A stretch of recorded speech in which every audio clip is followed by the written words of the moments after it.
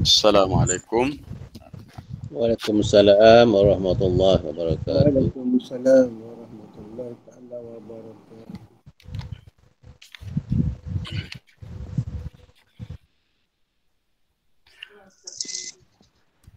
Bismillahirrahmanirrahim.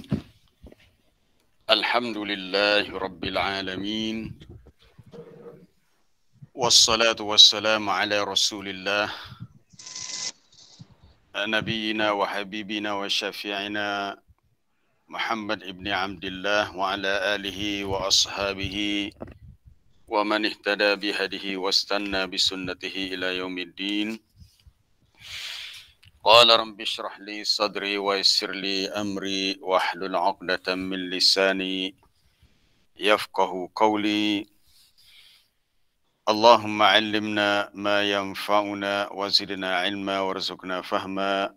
Amma ba'd. Para jemaah, sahabat-sahabat, muslimin muslimat yang dirahmati Allah. Alhamdulillah, sekali lagi hari ini Allah Ta'ala mengizinkan untuk kita meneruskan kelas tadabbur kita hari ini Rabu 7 Julai 2021 bersamaan 26 Zulkaidah tahun 1442 Hijriah. Jadi untuk perbincangan kita hari ini, ayat seterusnya ayat yang ke-10. Untuk hari ini kita ambil dua ayat, ayat 10 dan ayat 11 dari surah Al-Mulk.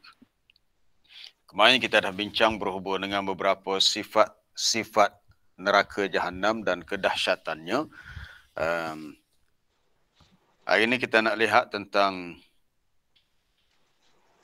penyesalan yang ditanggung oleh orang-orang kafir kerana mereka dihukum masuk neraka dan apa kata mereka. Allah Ta'ala menceritakan penyesalan mereka. Perkara ini belum berlaku. Kita faham, perkara ini berlaku, dia berlaku di akhirat nanti. Tetapi ayat ni cerita, kalau kita baca sejak semalam lagi, kemarin lagi, ayat tu dia datang dalam bentuk fi'il madhi. Fi'il madhi mana perbuatan yang lepas, past tense, perbuatan yang telah berlaku. Tapi sebenarnya belum berlaku. Jadi tujuan Allah Ta'ala datangkan cerita tu dengan fi'il madhi, past tense, ataupun telah berlaku untuk menyatakan secara takkid sungguh-sungguh bahawa dia pasti berlaku. Sesuatu yang belum berlaku tetapi sebut dengan fi'il madhi, perbuatan lepas mana dia pasti berlaku. Baik, untuk ayat yang ke-10. Ayat yang ke-10. A'udzu billahi minasyaitonir rajim. Wa qalu law kunna nasma'u aw na'qilu ma kunna fi ashabis sa'ir fa'tarafu bidzanbihim fasuqqan li ashabis sa'ir. Dan mereka berkata, kalaulah kami dahulu mendengar. Mendengar di sini bukan bermaksud dahulu mereka ini pekak, bukan mereka tuli. Kalaulah mereka ini ikut, dengar dan ikut akan seruan dakwah Rasul, au naqilu, atau kami berakal, yakni kami boleh berfikir dengan waras. Mereka bukan tidak berakal, mereka sudah berakal tapi tidak menggunakan akal. Ma kunna, tidaklah kami, fi ashabis sa'ir, dalam kalangan penghuni neraka. Fa'tarafu bidzanbihim, maka mereka mengakui, mengiktiraf akan dosa mereka. Fasuhqan li ashabis sa'ir, maka binasalah ataupun kehancuranlah. Suhqan dalam bentuk isim masdar ni, kata nama terbitan menyatakan bu'dan, jauhlah mereka daripada rahmat Allah. Mereka iaitu ashabis sa'ir. Jadi setakat ni kita lihat dalam ayat pertama lagi semuanya berakhir dengan huruf ra.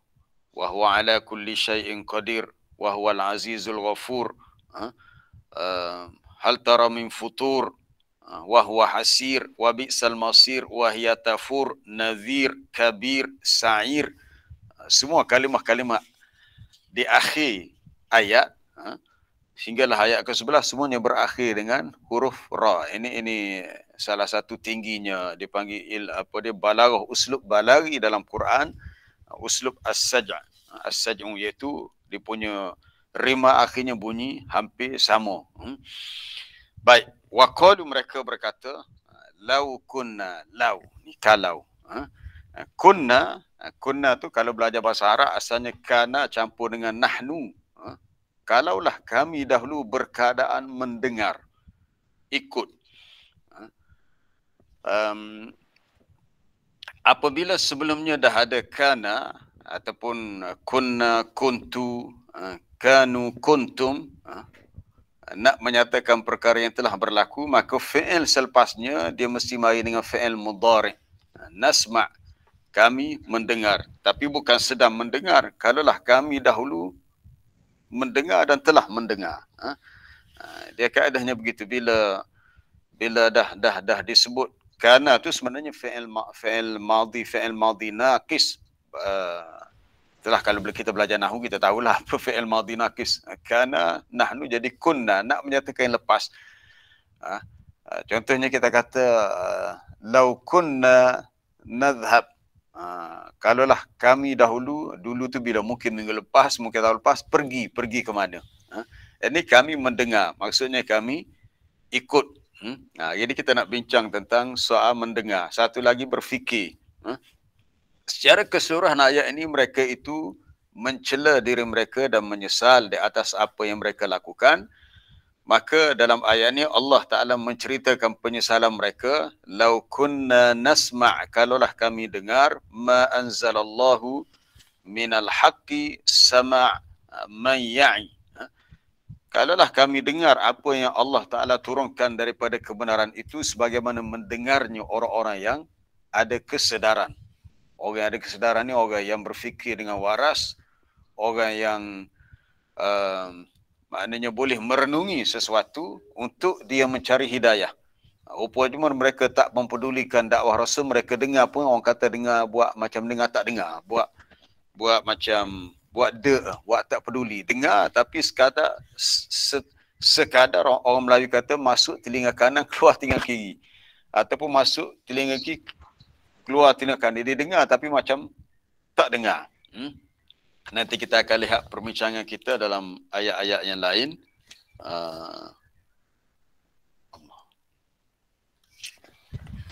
Mana?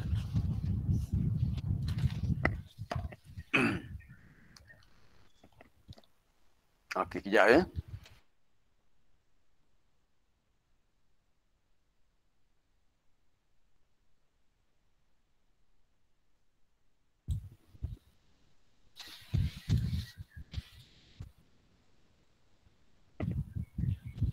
Ataupun na'akilu akla man yumayyiz wa yanzuru wa yantafi'. Ataupun kami berfikir sebagaimana orang yang dapat membezakan ataupun dapat melihat, dapat mengambil manfaat dengan fikirnya, aklu hidayah, dengan orang yang ada berfikir sebagaimana orang yang ada petunjuk. Maka akhirnya mereka kata tidaklah kami jadi ahli neraka. Jadi secara keseluruhan ayat ini kita boleh faham mereka masuk neraka atas sebab kesalahan mereka sendiri, kerana sudah sampai dakwah Rasul, sudah diturunkan kitab, mereka ni boleh berfikir dengan waras, mereka boleh mendengar, mereka boleh melihat, tetapi mereka tidak gunakan semua kemampuan dan kebolehan itu untuk terima petunjuk kerana sombong. Puncanya kerana kesombongan mereka. Kenapa dalam ayat ni didahulukan mendengar, lepas tu baru disebut berfikir? Wa quddima as-sam'u 'ala al-'aqli. Didahulukan sebut dengar sebelum sebut fikir. Li'anna al-mad'u ila syai', kerana orang yang diajak kepada sesuatu, orang yang diajak, yang diseru kepada sesuatu, yasma' kalam ad-da'iyah, dia mendengar kalam, kata-kata ucapan orang yang menyeru. Itu awalan, yang pertama. Summa yatafakkaru fihi, kemudian barulah dia dapat berfikir. Mana bermula dengan mendengar. Dalam perbincangan ulama, mereka melihat ayat ini sebenarnya menjadi madar at-taklif, menunjukkan kepada lingkungan taklif tertakluk kepada dua. Madar maknanya dara yaduru, madar perkara yang menjadi lingkungan. Lingkungan ni taklif yang dikenakan kepada manusia dalam sesuatu hukum, dia punya lingkungannya berpaksikan kepada dua, iaitu dengar dan juga fikir. Maksud dengar ialah dia dah tahu sebab sudah sampai kepada pendengarannya. Fikir itu makna dia boleh, dia seorang yang berakal dengan akal yang waras. Seorang yang boleh berfikir dengan akal yang waras. Baik.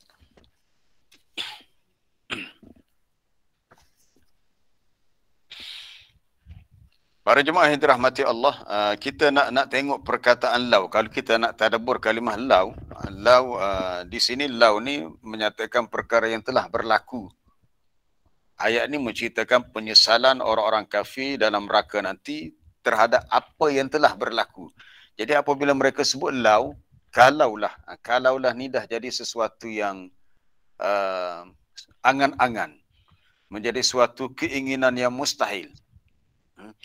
Jadi ada dua kemungkinan lau ni. Pertama, kita menyatakan kalau, andainya, bagi perkara yang belum berlaku. Ini harus, boleh. Kita membuat andaian bagi perkara yang belum berlaku. Satu lagi, lau untuk perkara yang telah berlaku, maka ianya adalah sia-sia dan tak berguna. Bahkan kalau sesuatu yang berlaku di dunia, kita sebut lau, telah berlaku, dia membawa kepada kita meragui qada dan qadar Allah. Baik, kita lihat contoh yang pertama. Kalau kita menyatakan kalau, lau, bagi sesuatu yang belum berlaku. Mungkin biasalah kalau dalam cuti persekolahan, kalau di Kelantan sendiri ini kita banyak, mungkin juga di tempat lain, banyak dia adakan kenduri-kenduri kahwin. Orang Kelantan sebut buat bekwah. Kenduri kahwin. Mungkin dalam sehari kita ada 3-4 jemputan. Kita pun fikir, kalau aku pergi rumah ni dekat. Jadi kita membuat andaian perkara tu belum berlaku. Itu boleh. Kita katakan rumah ni kita pergi yang jauh dulu. Nanti dalam perjalanan bolehlah kita singgah sini. Itu lau bagi perkara yang belum berlaku, itu harus kita membuat suatu andaian apa yang lebih baik untuk kita pilih. Kemudian kalau telah berlaku, disebut dalam hadis riwayat Imam Muslim, al-mu'min al-qawi khairun wa ahabbu ila Allah min al-mu'min al-dha'if. Seorang mukmin yang kuat, mukmin orang beriman yang kuat, al-mu'min al-qawi khairun wa ahabbu ila Allah. Seorang mukmin yang kuat itu lebih baik dan lebih dikasihi oleh Allah min al-mu'min al-dha'if, dari orang mukmin yang lemah. Mukmin yang al-mu'min al-qawi khairun wa ahabbu ila Allah. Tapi Nabi dah beri dia punya tips selepasnya. Wa fi kullin khairun, pada setiap satunya ada kebaikan. Boleh dibesarkan lagi matan hadis tu Ustaz Rusdan, kita boleh besarkan sikit. Pada setiap satunya ada kebaikan. Wa fi kullin khair, maka Nabi kata ihris ala ma yanfa'uka, hendaklah kamu bersungguh-sungguh terhadap apa yang memberikan manfaat untuk kamu. Wala ta'jiz, jangan kamu merasa lemah. Okey, jangan rasa lemah. Wa in asabaka syai', jika ada sesuatu yang menimpa kamu, ada sesuatu musibah menimpa kamu, fala taqul lau. Ni lau. Jangan kamu katakan lau anni fa'altu kana kadza wa kadza. Dia kata kalau aku lakukan begini dah tentu jadi begini-begini. Itu tak boleh kita nak katakan lau terhadap perkara yang telah berlaku. Anggaplah ia sebagai suatu takdir Allah. Kita nak menyesali, menyesal aku pergi rumahmu kemari sebab aku rumahmu lah kaki aku ni sakit. Sebab apa? Sebab dah naik motor terlanggar tiang ke, tersepak batu ke. Tak boleh kita cakap begitu. Kita tak boleh kata lau. Kalau aku buat begini jadi begini. Kalau aku tak buat begitu tak jadi begitu. Walakin kul, tetapi katakanlah qaddarallahu. Ada setengah dia baca dengan qadarullah. Bila saya semak balik hadis ni, dia ada sabdu pada dal tu, ada syiddah, maknanya dia datang dalam bentuk fi'il madhi. Qaddarallahu, Allah Ta'ala telah takdirkan. Ada fi'il dan ada fa'il, cuma tak disebut maf'ulun bih. Merujuk kepada perkara yang telah berlaku tu adalah takdir daripada Allah. Wa ma syaa fa'ala, dan apa yang Allah Ta'ala kehendaki perkara itu berlaku. Fa inna lau, Nabi kata maka sesungguhnya perkataan lau terhadap perkara yang telah berlaku ni taftahu amal syaitan, boleh membuka amalan syaitan. Maksudnya boleh membuka peluang untuk syaitan menimbulkan keraguan dalam soal keimanan kita dalam persoalan qada dan qadar. Jadi kita tak boleh nak kata lau kalau telah berlaku. Ini biasa kadang kita terlepas cakap. Nyesal pula aku beli nasi tu. Nasi tu dah menyebabkan aku sakit perut dah. Kita dah ditakdirkan itu rezeki kita dan kita dapat sakit begini, maka kita berusaha untuk berubat pula lah. Yang telah berlaku itu ketentuan Allah. Yang telah berlaku, kalau beginilah keadaannya, tidak boleh kita menyebut lau berdasarkan hadis inilah. Hadis riwayat Imam Muslim daripada Abi Hurairah. Banyak pengajaran daripada hadis ini, cuma syahidnya kita nak ambil pada perkataan lau. Kita tak boleh sebut jika perkara itu dah menimpa kita. Kalau perkara itu dah menimpa kita. Mungkin kita tersilap pilih, mungkin pekerjaan, kata menyesal aku pilih. Kalau aku tak pilih kerja ni, mungkin aku dah lebih kaya lagi. Tak boleh. Kita tak boleh nak kata lau. Kita terimalah ketentuan Allah dalam hidup kita. Baik. Adapun orang-orang kafir dalam neraka yang menyebut lau, ini salah mereka, bukan soal takdir Allah. Mereka sendiri yang memilih kekafiran. Mereka sendiri yang memilih untuk menolak dakwah Rasul. Baik, ayat-ayat lain yang boleh dirujuk untuk menyatakan penyesalan manusia, antaranya dalam surah Ibrahim, muka surat 261. Ya, surah Ibrahim muka surat 261 dalam ayat 44 di akhir surah dah tu. Ayat yang berbunyi wa anzirin nasa yauma ya'tihimul azab. Ada paparan ayat tu di skrin kalau bagi para jemaah yang guna komputer mungkin boleh tengok dengan jelas lah. Kalau guna telefon mungkin kecil, tak apa jelas. Berilah peringatan amaran kepada manusia pada hari datang kepada mereka azab. Maksudnya hari berlakunya hari kiamat yang akan berlakunya azab. Lalu berkatalah orang-orang yang zalim, Rabbana akhirna ila ajalin qarib, wahai Tuhan kami, tangguhkanlah kami kepada suatu tempoh yang dekat, maknanya beri sedikit masa lagi. Ini mereka ni dah menyesal kerana semasa hidup di dunia mereka tak guna peluang untuk ikut dakwah Rasul. Apa kata mereka? Nujib da'wataka wa nattabi'ir rusul. Kalau bagi lagi peluang sedikit masa lagi, nescaya kami akan menyahut, menerima seruan dakwahmu dan kami akan ikut Rasul-Rasul. Mereka berjanji nak ikut Rasul, nak ikut seruan dakwah dan nak ikut Rasul, nak menyahut seruan dakwah, ikut Rasul. Allah Ta'ala tanya balik mereka, awalam takunu aqsamtum min qablu, tidakkah kamu dahulu telah bersumpah? Sebelum ni kamu pernah bersumpah yang kamu ni malakum min zawal, kamu tak akan binasa. Mana kamu rasa kamu akan hidup selama-lamanya. Tapi bila dah berlaku kiamat, kamu minta supaya diberi tangguh lagi. Ini di antara ayat yang menyatakan penyesalan manusia. Termasuk ayat yang kita baca ini, ayat yang ke-10 surah Al-Mulk. Penyesalan yang berlaku ketika datangnya azab. Baik. Para jemaah yang dirahmati Allah, kita nak lihat dari sudut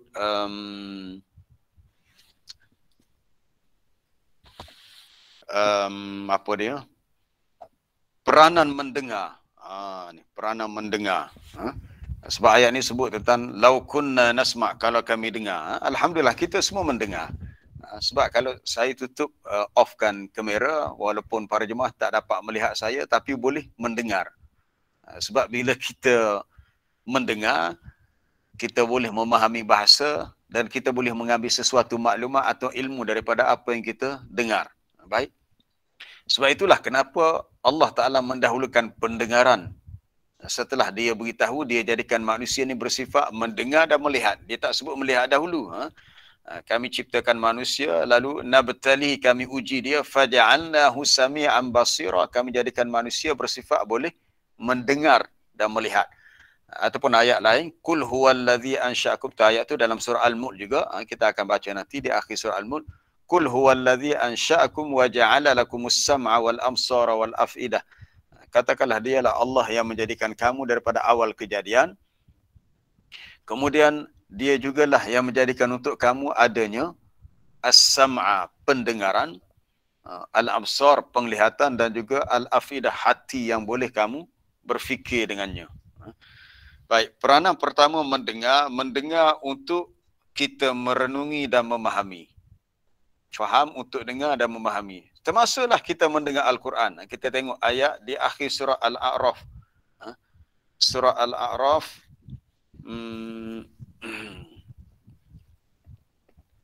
muka surat 176.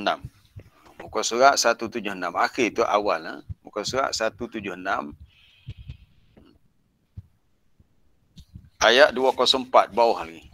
204. Wa idza quri'al Qur'an fastami'u lahu wa ansitu la'allakum turhamun. Dan apabila dibacakan Al-Quran, sama ada kita sendiri yang membacanya atau orang lain yang membacanya, apabila dibacakan Quran, Allah Ta'ala perintahkan maka dengarlah. Dengar akan bacaan itu serta diamlah. Ini adab. Ketika kita mendengar Quran, kita kena dengar dengan penuh perhatian dan kita kena diam. Maka ayat itu datang dengan lafaz fastami'u lahu. Bukannya fasma'u lahu, fastami'u. Daripada istama'a yastami'u, berbeza dengan sami'a yasma'. Istama'a yastami' mana mendengar dengan penuh perhatian, dengar dan fokus. Apabila dibacakan Quran, maka dengarlah. Kalau orang yang buta tak melihat pun, tapi dia boleh mendengar, maka dia akan faham. Kalau dia faham bahasa Arab, dia faham ayat yang dibacakan. Itu mendengar untuk kita merenungi dan memahami. Antaranya mendengar Al-Quran. Termasuklah ayat yang telah disebut tadi, ayat di akhir surah Al-Mulk, wa ja'ala lakumus sam'a wal absara wal af'idah qalilan ma tashkurun. Allah Ta'ala jadikan kita lahir ke dunia sama sifatnya, mendengar, melihat dan boleh berfikir. Dalam ayat surah An-Nahlu,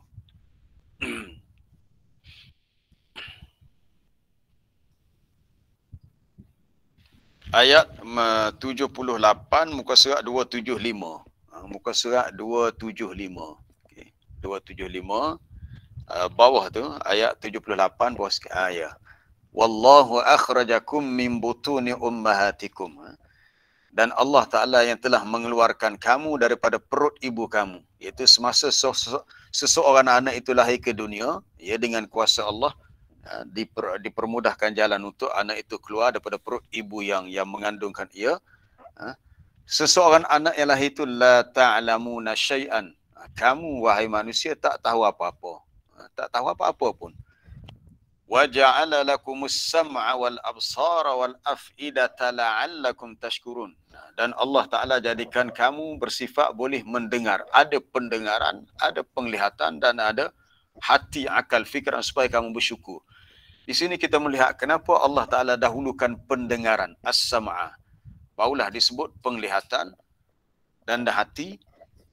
Seperti yang telah dinyatakan sebelum ini, seseorang al-mad'u awwalu syai'in yasma', orang yang diseru ataupun yang diajak, yang dipanggil, perkara pertama yang sampai kepada dia adalah dengar. Kita macam inilah, kalau kita berada dalam rumah, tiba-tiba kita terdengar bunyi enjin kereta yang kuat ataupun bunyi motosikal depan rumah kita. Kita tak melihat pun kita tahu ini enjin motor, ini enjin kereta. Sebab bunyi enjin itu lebih dahulu sampai kepada pendengaran kita sebelum mata kita melihat motor yang macam mana, besar ke kecil. Kalau kereta yang datang tu kereta yang besar ke kecil. Jadi bermula dengan pendengaran, telinga yang mendengar. Mungkin kita berada dalam rumah, kita dengar ada helikopter lalu atas rumah kita, kapal terbang ke. Dengan cara dengar tu kita tahu ni ada helikopter ni. Walaupun kita tak keluar, kalau kita keluar rumah, lagilah kita yakin sebab kita dapat lihat. Tapi dia sampai dengan dengar dulu. Jadi persoalan sekarang ni, untuk kita berkomunikasi dengan alam gaib, dia tidak dengan cara kita melihat. Kita tak dapat lihat malaikat, tak dapat lihat jin. Di alam dunia kita tidak dapat melihat zat Allah Subhanahu Wa Taala. Tetapi kita boleh mengetahui kewujudan alam jin, alam malaikat, tentang alam-alam gaib melalui wahyu yang kita dengar. Wahyu yang sampai kepada kita ayat ni dengan bahasa Arab, dengan bahasa yang kita boleh fahami, maka berlakulah suatu perpindahan ilmu iaitu dengar. Baik. Masih tentang persoalan dengar.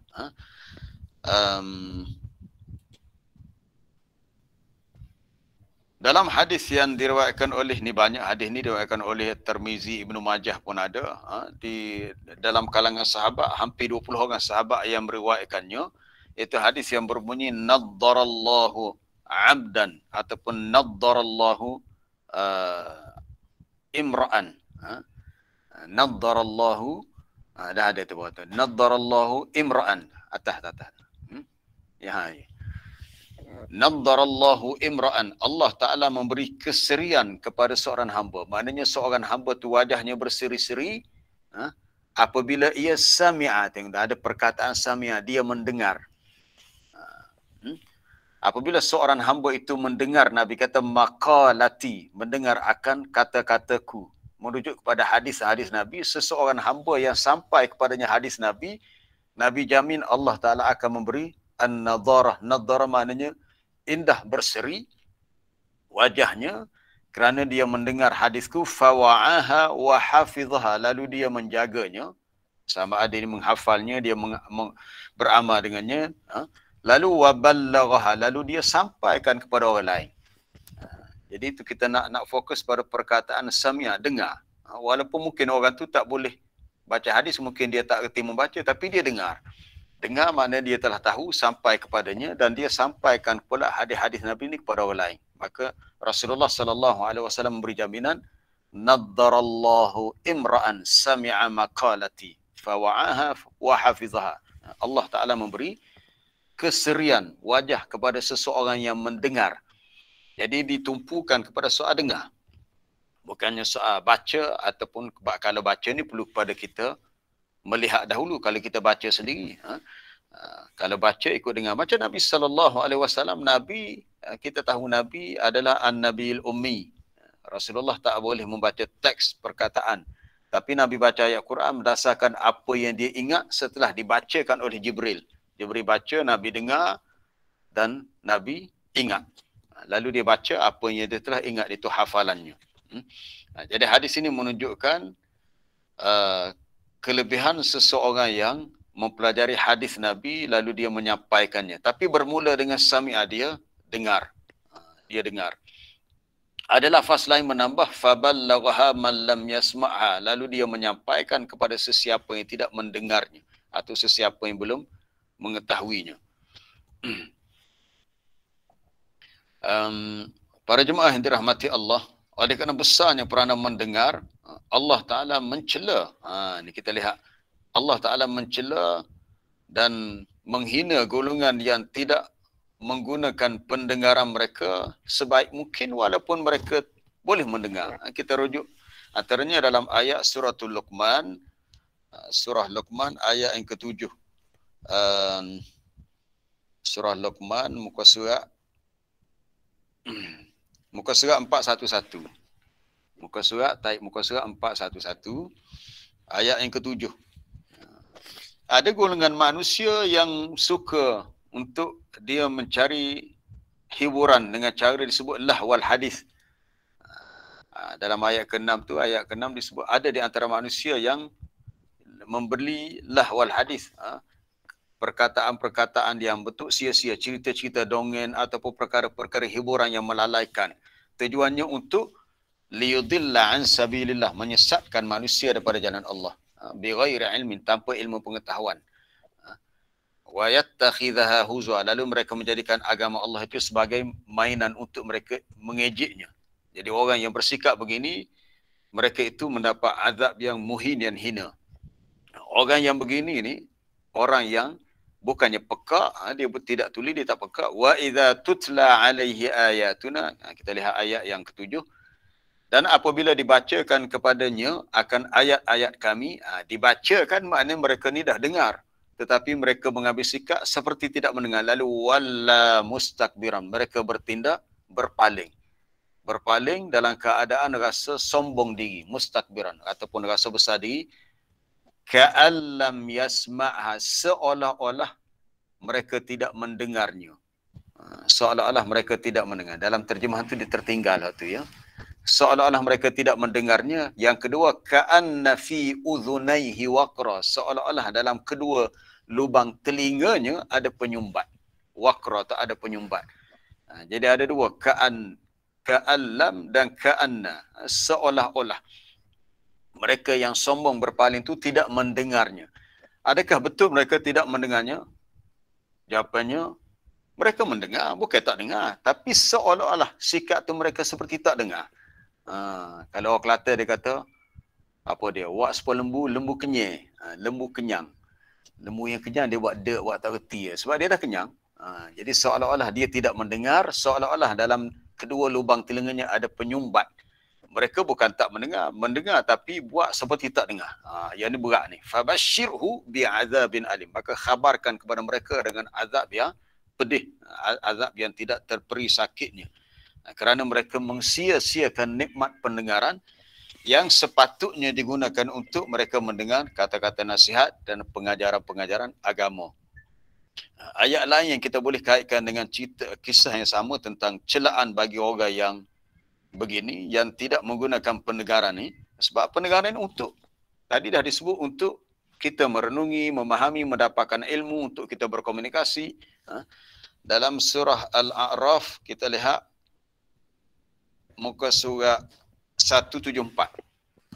Muka surat 174.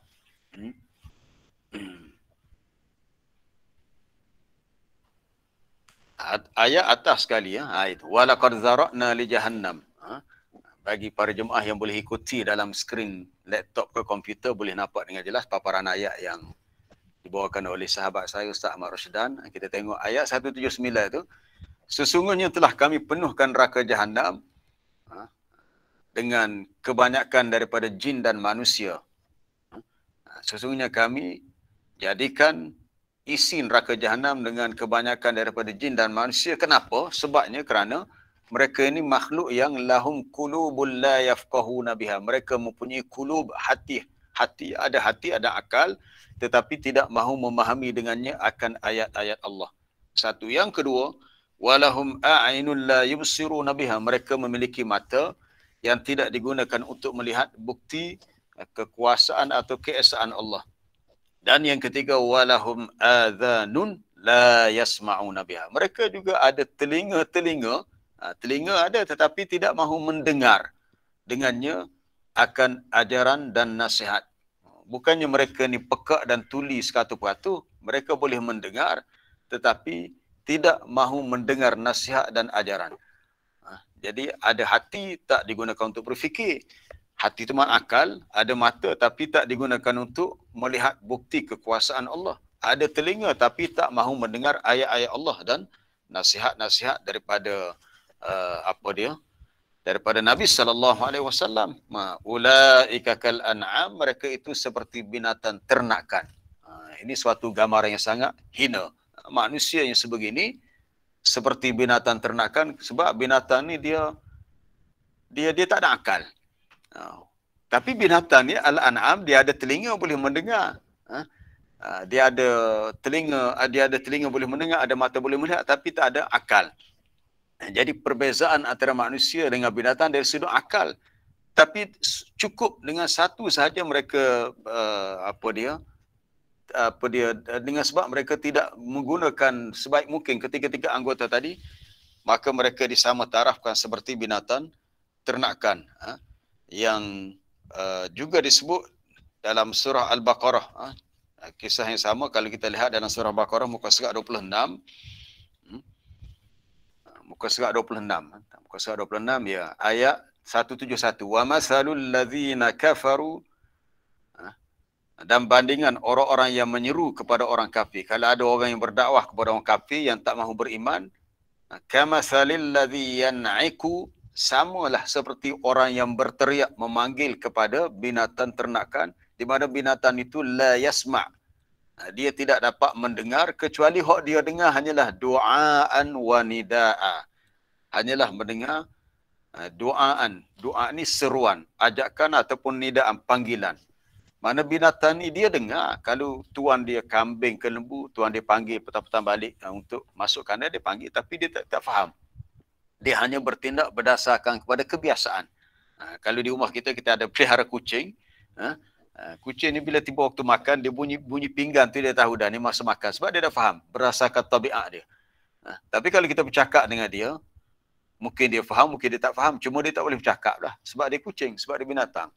Tapi manusia, Allah Ta'ala jadikan manusia ni boleh mendengar, boleh melihat, boleh berfikir, boleh bercakap, dan boleh bertindak. Ar-Rahman 'allamal Quran khalaqal insan 'allamahul bayan. Kan dalam surah Ar-Rahman, Allah Ta'ala beritahu dialah yang menciptakan manusia, dia yang mengajar kepada manusia Al-Quran, dan dia mengajar kepada manusia Al-Bayan. Al-Bayan ni kebolehan bertutur, bercakap, berfikir, boleh mendengar dan sebagainya. Para jemaah yang dirahmati Allah, tentang mendengar sikit lagi kita sebelum kita pergi kepada ayat berikutnya, tentang ayat 78 yang telah pernah kita lihat tadi, ayat 78 surah An-Nahlu. Wallahu akhrajakum min butuni ummahatikum.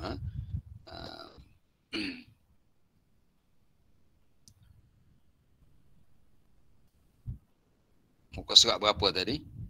Muka surat 275. Ya, muka surat 275 tadi. Terlupa nak nyatakan sedikit dia punya ta'liq ataupun huraian tentang ayat ni.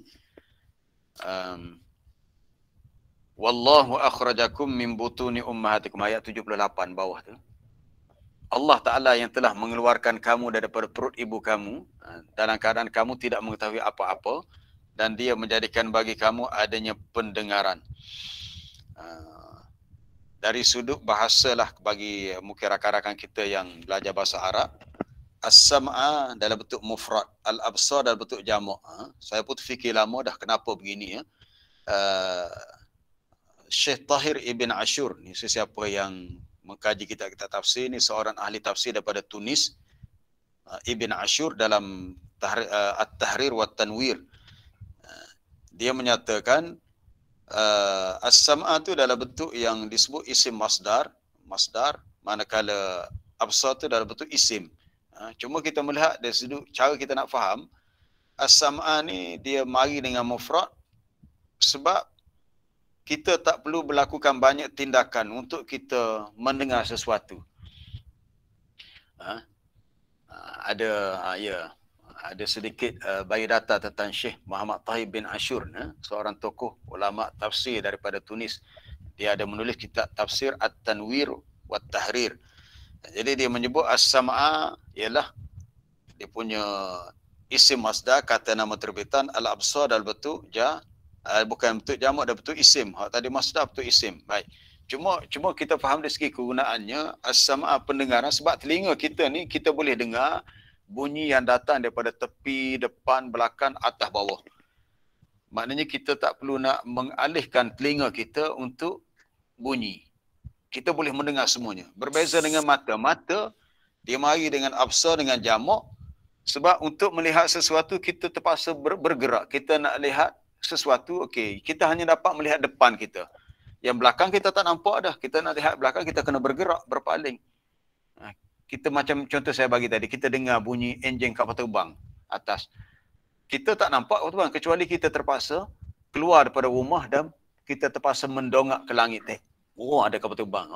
Ada helikopter contohnya. Tapi telinga kita, walaupun kita tak keluar daripada rumah, cukup dengan duduk dalam rumah, ya telinga kita boleh kesan. Bunyi ni aku tahu ini bunyi enjin apa-apa. Helikopter ke, kereta ke, kapal terbang. Jadi maknanya cakupan pendengaran tu lebih luas daripada mata. Dengan sebab lebih luas, maka dia datang dengan as-sam'a. Berbeza dengan absar dalam bentuk isim yang dijamakkan as-sam'a dalam bentuk masdar. Itu perbincangan dari sudut bahasa lah sebagai tambahan. Baik. Syekh Abdul Rahman As-Sa'di dalam tafsirnya menyebut, kenapa dalam ayat ini Allah Ta'ala sebut pendengaran, penglihatan dan hati? Dia kata, li syarafiha wa fadliha, kerana kemuliaan anggota ini sebagai miftah li kulli ilmin. Sebagai anak kunci bagi segala ilmu. Kita ni belajar, kita mendengar, kita melihat, kita berfikir. Kalau tak ada ketiga-tiga ni, orang tu tak boleh buat apa-apa. Setakat ni lah yang saya tahu, kalau seseorang tu, kalau OKU lah, OKU yang kita kata cacat pendengaran, dia tak boleh mendengar. Tapi sekurang-kurangnya dia boleh melihat. Ada orang yang dia buta, tapi dia boleh mendengar. Yang mana lebih kuat kedudukannya? Lebih kuat adalah yang buta tapi dia boleh mendengar sebab fungsi mendengar lebih luas. Sebab kalau seseorang tu pekak, dia tak boleh bercakap, dia tak boleh baca Quran. Saya ada melihat dalam YouTube ada satu persatuan Al-Quran, tak ingat di mana, di negara Arab, kelas belajar Quran untuk OKU yang cacat pendengaran. Orang Arab dia terpaksa baca Quran dengan bahasa isyarat. Tapi ada satu golongan lain, dia boleh mendengar tapi dia buta. Di negara Arab, ramai penghafal Quran yang buta. Kalau tuan-tuan cari dalam YouTube, Syekh Abdullah Kamil, seorang qari dari Mesir. Syekh Abdullah Kamil ni dia buta, tapi dia boleh hafal Quran dengan baik. Walaupun matanya buta, tetapi tak ada gambarnya. Syekh Abdullah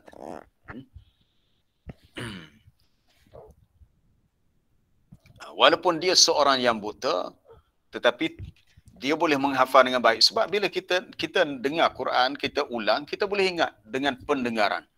Dengan semata-mata pendengaran kita boleh mendengar dengan baik. Sebab pendengaran adalah kunci yang pertama untuk mendapatkan ilmu. Kalau kita berada di rumah yang dekat dengan masjid, walaupun kita tak pergi ke masjid, melihat siapa yang menyampaikan kuliah, yang menyampaikan ceramah, dengan hanya berada di rumah kita mendengar kuliah itu daripada rumah, ya kita sudah dapat ilmu daripadanya. Tapi kalau kita berada di masjid itu lebih baiklah.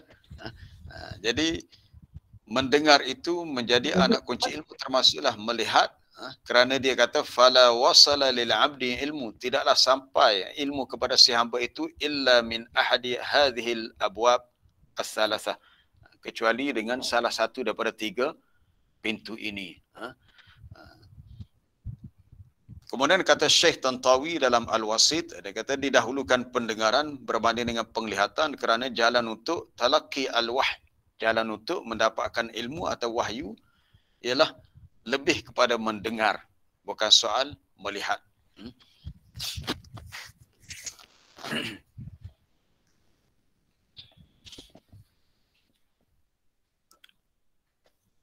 Kemudian kita melihat poin yang akhir sekali, kita dah 7.20 dah. Masih ada 10 minit lagi.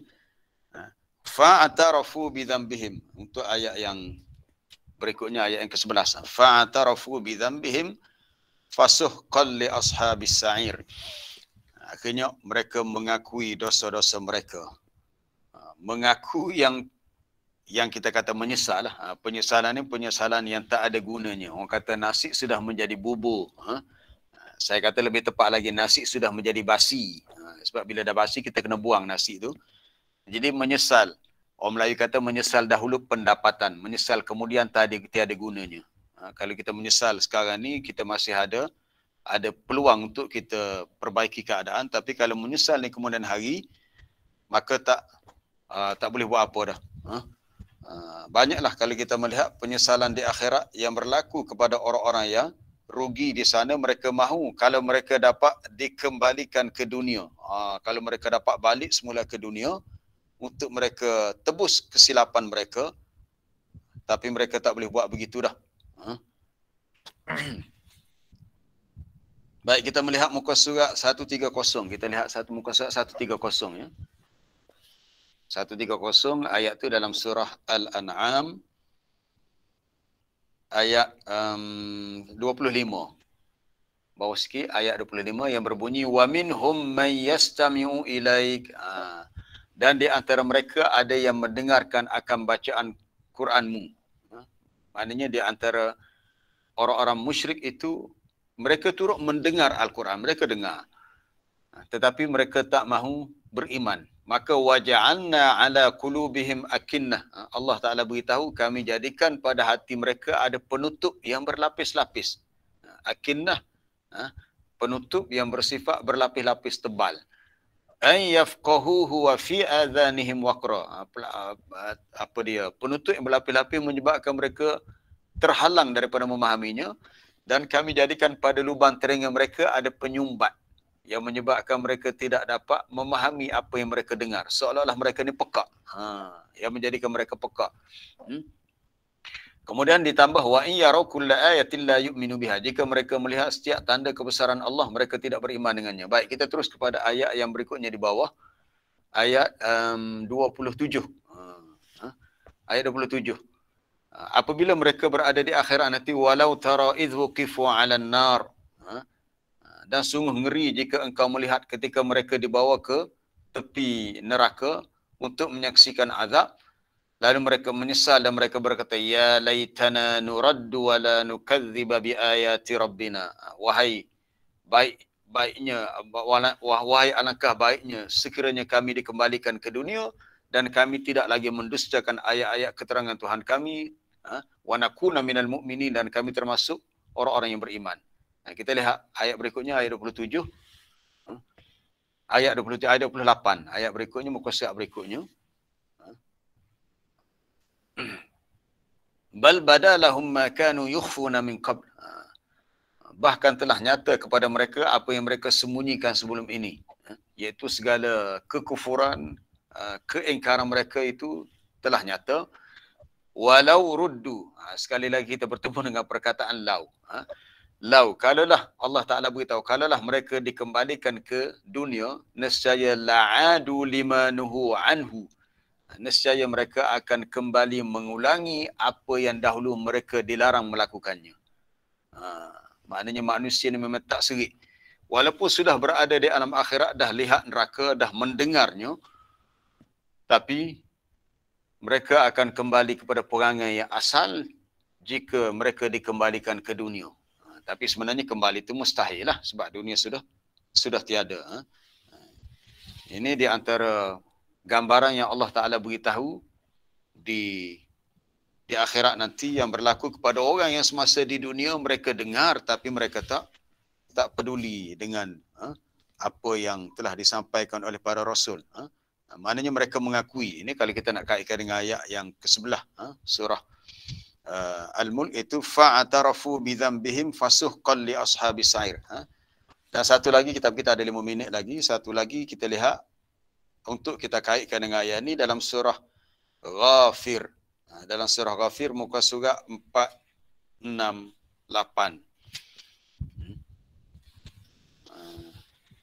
Ayat ni pun kita dah tengok dah masa kita bincang tentang ayat yang kedua itu dalam surah Al-Mulk.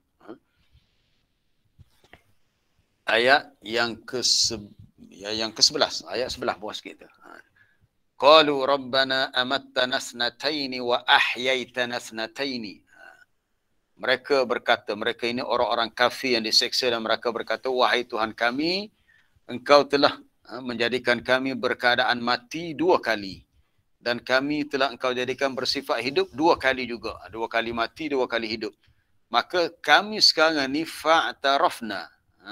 Fa'tarafna, maka kami mengakui akan dosa-dosa kami, mengaku dah. Tapi pengakuan di sini tak ada gunanya lah. Tak berguna. Dia nak mengaku, kena mengaku semasa di dunia.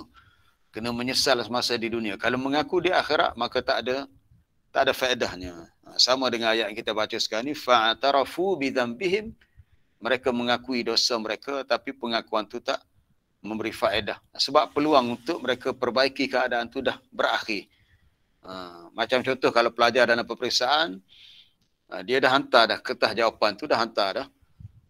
Lepas tu dia beritahu cikgu dia mengaku, dia kata dia bukan apa, dia tersilap silap tulis ke apa. Kita kata walaupun kamu mengaku kamu tersilap, pengakuan kamu tak diambil kira dah, sebab waktu untuk menjawab kertas soalan tadi dah berakhir. Jadi nak ambil semula kertas jawapan, nak baiki hak silap tadi tak boleh dah. Sebab masa dah sama juga kita hidup di dunia. Semasa hidup ni lah kita nak belajar, kita nak tambah ilmu, kita nak beramal, kita nak membina bekal, membuat bekal untuk akhirat semasa ni. Tapi kalau di akhirat nanti barulah kita mengakui kesilapan kita dan kita nak perbaiki keadaan yang lepas, maka tak boleh dah. Dia tak boleh diundur kembali. Kalau menyesal sampai bila-bila, rugilah. Seseorang itu akan menanggung kerugian yang sangat besar. Jadi pengakuan orang-orang kafir tentang dosa mereka semasa di dunia dahulu adalah pengakuan yang bersifat sia-sia. Kita ada 2-3 minit, kita boleh tambah satu lagi sebab masa masih ada lagi. Itu dalam surah Fatir. Surah Fatir. Muka surat 438. Muka surat 438. Ayat 37 bawah. Kita lihat page bawah. Wahum yastarikhuna fiha. Mereka, yakni orang-orang kafir dalam neraka menjerit-jerit, melaung-laung mereka dalam neraka sambil berkata, Rabbana akhrijna na'mal salihan. Wahai Tuhan kami, keluarkanlah kami daripada azab neraka ini.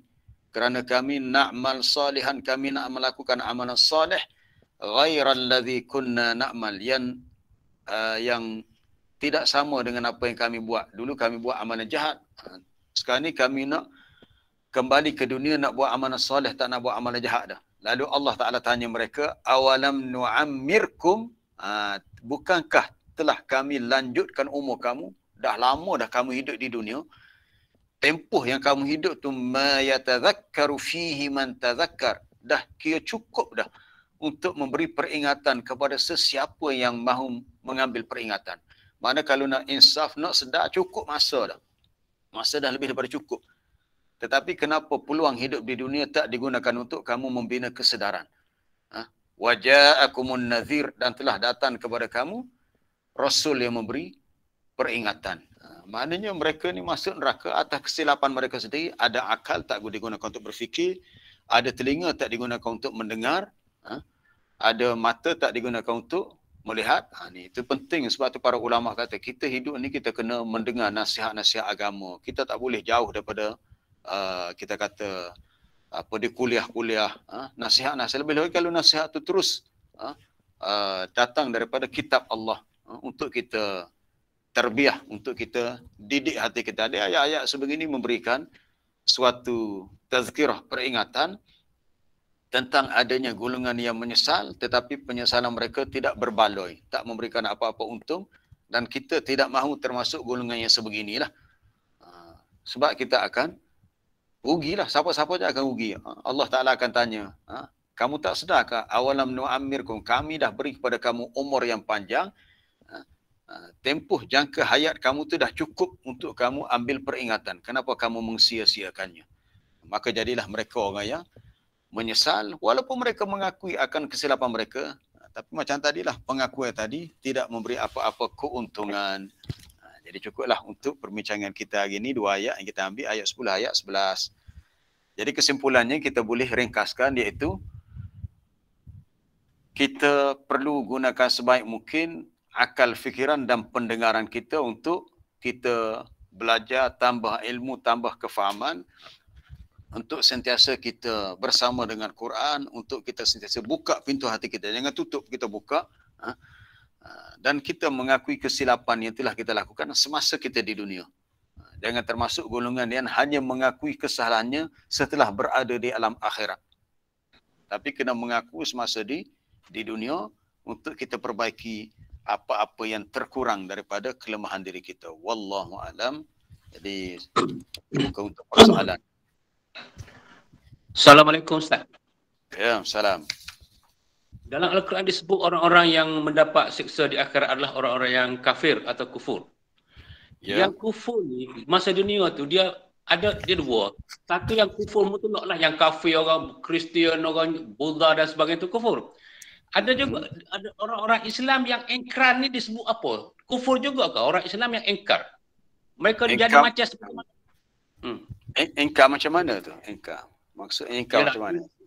Engkar maksudnya melakukan dosa, tidak melakukan yang haram, meninggalkan yang wajib dan sebagainya. Itu masuk kufur juga seperti mana istilah dalam Al-Quran. Masih Ustaz. Ya. Kalau kita nak melihat dari sudut kesalahan yang orang Islam buat, dia bergantung kepada keadaan dia. Kadang-kadang orang tu dia buat salah dalam keadaan dia jahil, dia tak tahu. Sebab itu penting kita faham as-sam'a, dengar tadi dengan maksud telah sampai kepadanya ilmu, dia tahu. Kalau seseorang tu tak tahu, dia tidak dikira salah atau kesalahan dia buat, tetapi dia dikira bersalah kerana taksir, kerana cuai tidak belajar untuk tahu apa yang sepatutnya dia tahu dalam perkara agama. Jadi dua keadaan, sama ada seseorang tu buat salah, dia tahu atau dia tak tahu. Kalau dia tak tahu, maka dimaafkan atas kejahilan dia, tetapi tidak dimaafkan atas dia membiarkan dan jahil, maka dia kena belajar. Maka dia tetap dikira salah juga dari sudut tu. Tapi dia tidak dianggap kufur. Tetapi kalau seseorang terbuat kesalahan dalam keadaan dia tahu, tetapi dia tidaklah sampai menganggap halal bagi dia buat perkara yang haram itu, maka dia dianggap kufur nikmat. Itu disebut sebagai kufur nikmat. Ini banyak berlaku. Dia anggap dosa, tapi dosa yang tidak menyebabkan, yang ulama kata tidaklah sampai yukhrijuhu anil millah, mengeluarkan dia daripada agama. Dia dikira berdosa, tapi tidaklah dia dikira terkeluar daripada Islam. Dan kufur ni disebut kufrun duna kufrin. Suatu kufuran yang tidaklah membawa kepada dia menjadi kafir dan keluar daripada agama. Cuma bahaya jugalah. Bahaya bila seseorang tu dah terbiasa buat suatu dosa yang dia tahu dosa tapi dia tak rasa bersalah. Lalu dia menganggap remeh dosa itu dan akhirnya menjadi, ulama kata, al-ma'asi baridun ilal kufr. Perbuatan maksiat itu menjadi pendorong kepada akhirnya membawa kepada kufur. Akhirnya anggap tak apalah, dosa je, dosa lepas tu boleh diperbaiki, tapi akhirnya boleh membawa kepada kufur. Kufur maknanya engkar dan juhud, lawan, bantah akan perintah Allah. Dia kufur ni di luas, itu dulu kita dah bincangkan. Ada kufur dalam bentuk al-iba, engkar, ada kufur dalam bentuk syirik, ada kufur dalam bentuk apa dia lagi, dalam bentuk, dia ada 2, 3, 4 rasa pembahagian. Kalau iblis, dia kafir, dia kufur dia kerana dia engkar perintah Allah untuk sujud kepada Adam. Walaupun iblis meyakini Allah sebagai Tuhan, dia yakin, dia beriman kepada Allah sebagai Rabb, tetapi dia kufur kepada perintah untuk sujud hormat kepada Adam.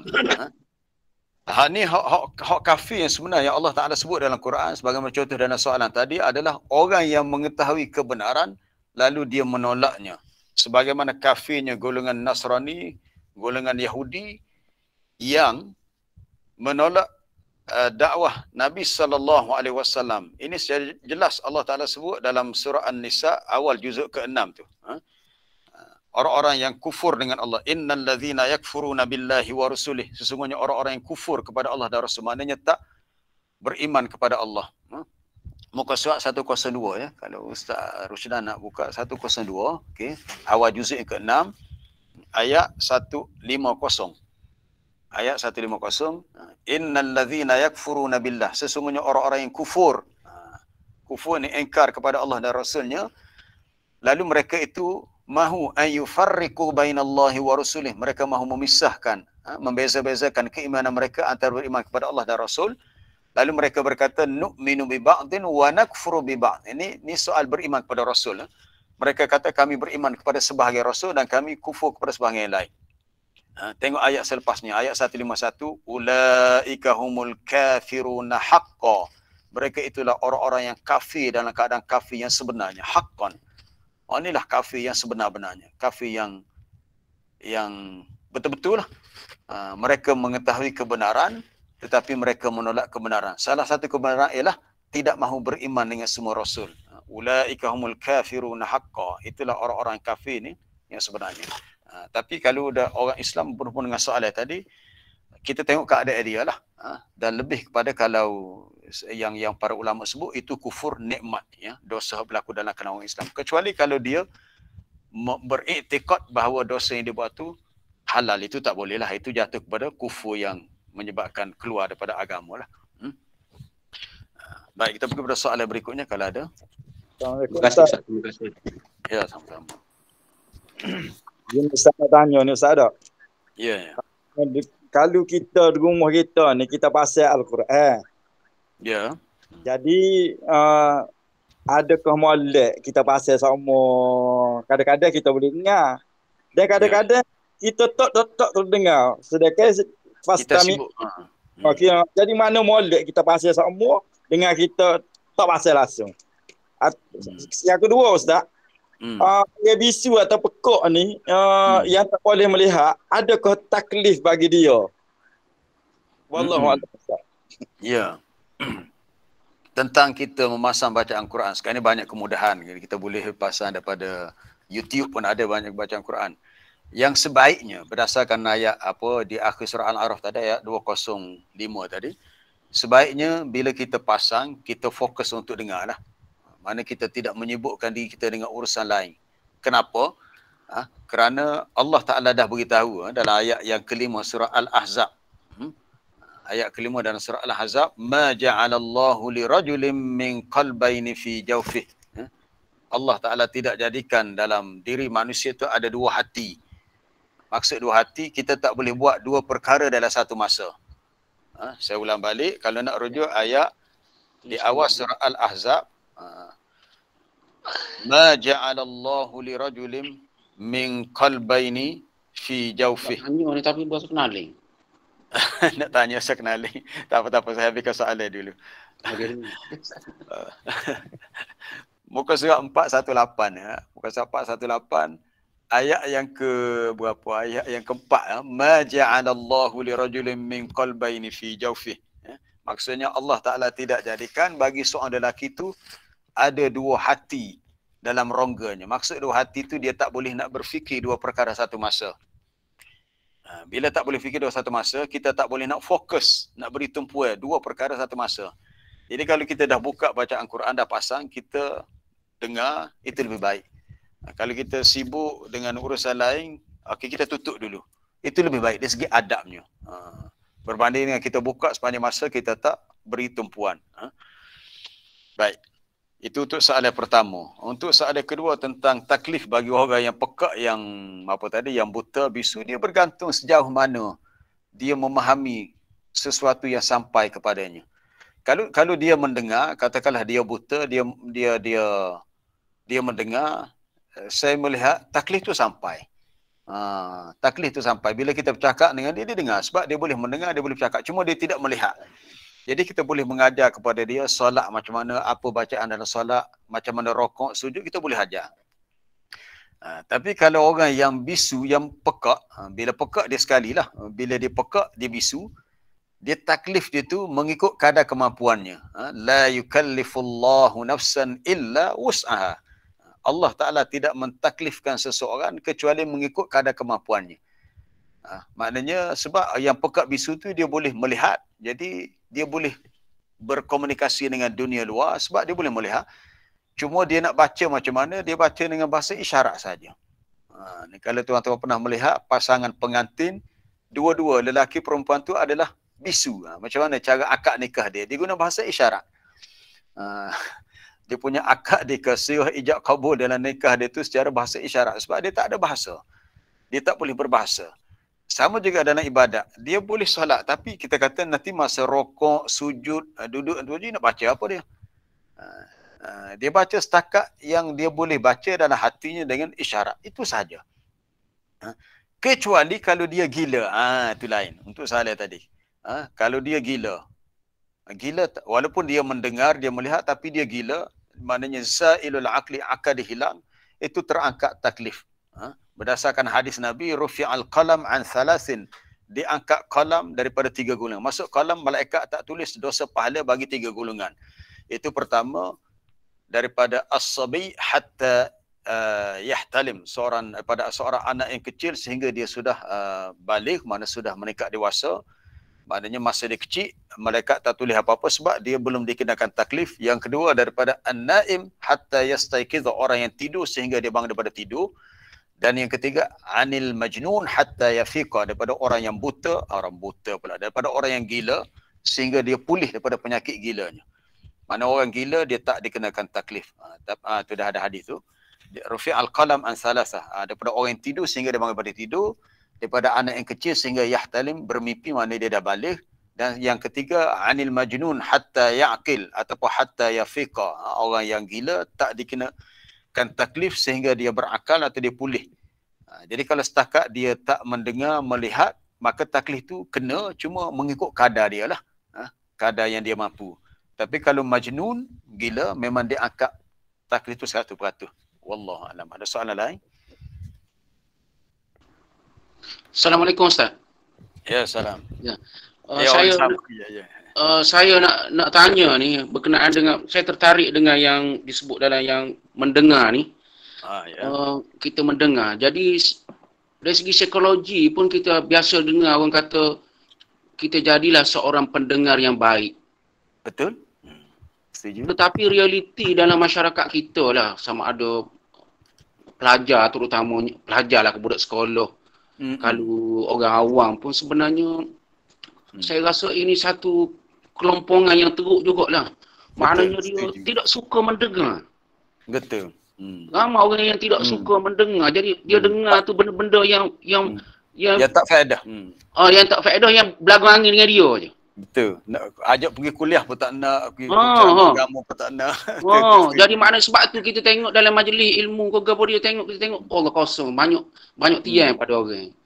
Jadi saya tertarik, sungguh sangat tertarik, tersentuh saya sebut yang mendengar ni, peranan mendengar ni. Jadi saya ingat kalau Ustaz boleh tambah lagi lah, bagi rangsangan kepada kami, kita ni orang awam, supaya maknanya marilah kita mendengar supaya kita ubahlah persepsi kita. Kita nak dengar benda-benda hak belakang angin dengan kita.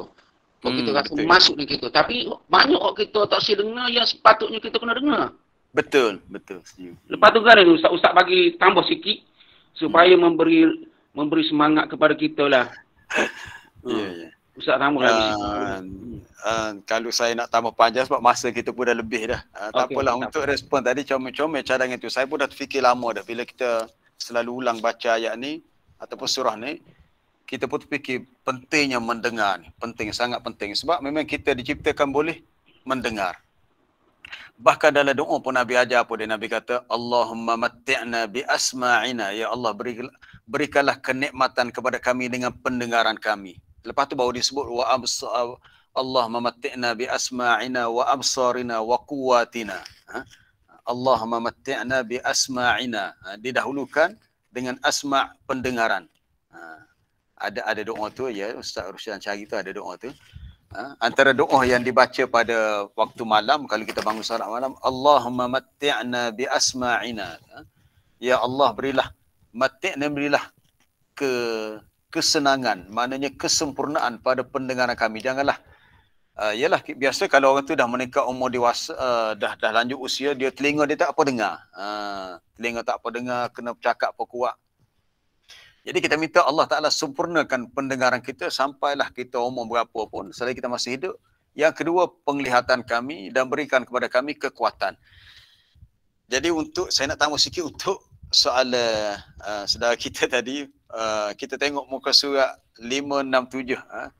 Kalau Ustaz Ruslan boleh cari dalam mushaf kita, muka surat 567, surah Al-Haqqah, ayat 12. Okey, kita tengok ayat 12. Okey, ayat 12. Okey, apa Allah Ta'ala beritahu? Linaj'alaha lakum tazkirah wa ta'iyaha uzunun wa'iyah. Uzunun, telinga. Kami lakukan yang demikian untuk jadikan peristiwa itu, peristiwa ni, cerita-cerita yang telah disebut sebenarnya, cerita Fir'aun, kaum Samud, kaum Ad ni, sebagai suatu tazkirah, peringatan, pengajaran bagi kamu untuk didengar. Tu. Jelas dalam ayat 12 surah Al-Haqqah tu. Dan untuk didengar serta diambil peringatan oleh telinga-telinga orang yang mahu menerima pengajaran. Subhanallah. Jadi cerita-cerita dalam Quran ni kalau kita tak baca, kita tak dengar, kita tak ambil tahu, memang kita hidup, Kelantan kata gelak gelemak, tak nampak apa satu. Tapi cerita-cerita tu bila kita baca, kita dengar, kita faham, maka cerita tu menjadi pengajaran, menjadi keinsafan bagi kita. Untuk siapa tu? Allah Ta'ala kata untuk didengar oleh dan diambil peringatan oleh telinga orang-orang yang mahu dengar dan menerima pengajaran. Tapi kalau awal-awal lagi kuliah dia tak pergi, orang bagi nasihat agama dia tak nak dengar, ayat Quran dia tak nak baca, maknanya tak ada ruang untuk dia berfikir. Kita kata ini suatu kerugian yang sangat besar. Kerugian yang sangat besar. Jadi lepas ni sila tadabbur ayat ni, ayat 12, baca daripada awal surah Al-Haqqah. Allah Ta'ala sebut cerita ni supaya dia kata linaj'alaha, kami nak jadikan ia lakum bagi kamu sebagai tazkirah, sebagai peringatan, supaya wata'iha, dan dijadikan kesedaran, wa'iyun ni sedar, oleh uzunun, telinga-telinga yang mahu wa'iyah, mahu sedar. Maksudnya telinga yang mendengar dengan faham. Dengar khabar, dengar, faham, maka dia akan sedar. Itu yang saya boleh tambah sikit untuk soalan tadi berhubung dengan bab dengar tadi. Okay. Terima kasih Ustaz. Ya, sama-sama. Jadi kita berhenti setakat tu, dah 7.46. Saya pun ada terlibat dengan, sebab sekarang ni pelajar-pelajar sekolah ada peperiksaan.